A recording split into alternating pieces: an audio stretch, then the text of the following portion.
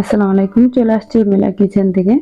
আমি আজকে কচুর ঘাটির রেসিপি নিয়ে চলে আসলাম। কচুর ঘাটিটা আমি ধুয়ে ক্লিন করে পরিষ্কার করে রেখেছি। এগুলো আসলে আমাদের বাগানের ছিল।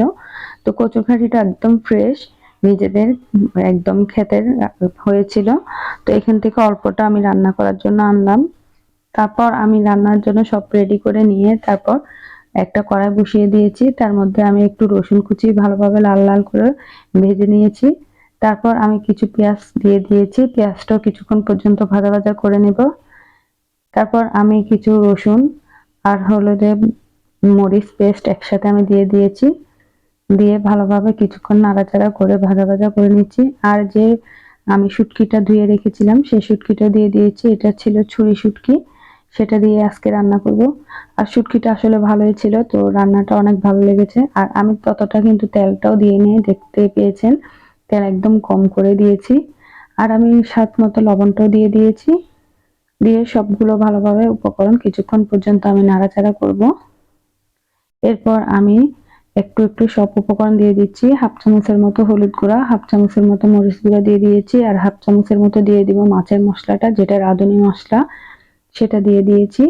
এরপর দিয়ে কিছুক্ষণ পর্যন্ত মশলাটা আমি কষানোর জন্য দিয়ে দিয়েছি একটু হালকা পানি। পানিটা দিয়ে কিছুক্ষণ পর্যন্ত নাড়াচাড়া করে এই মশলাটা আমি ভেজে নিচ্ছি ঢাকনাটা দিয়ে।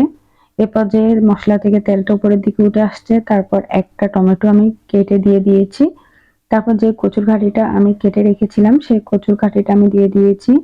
দিয়ে ভালোভাবে নাড়াচাড়া করে কিছুক্ষণ কষানোর জন্য আমি ঢাকনাটা দিয়ে বসিয়ে রেখেছি। এরপর কিছুক্ষণ পর আমি নাড়াচাড়া করে দিয়েছি। অনেকক্ষণ পর্যন্ত কষানো প্রায় হয়ে আসছে।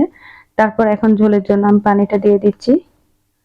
পানিটা কিন্তু একদম টেনে যাবে, তো পানিটা একটু বাড়িয়ে দিতে হয়।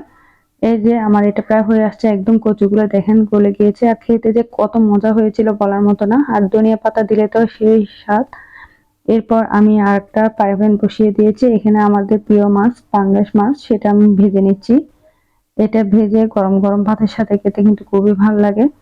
তো রান্নাটার থেকেও কিন্তু এখন ভাজাটা সবাই দেখি পছন্দ করে।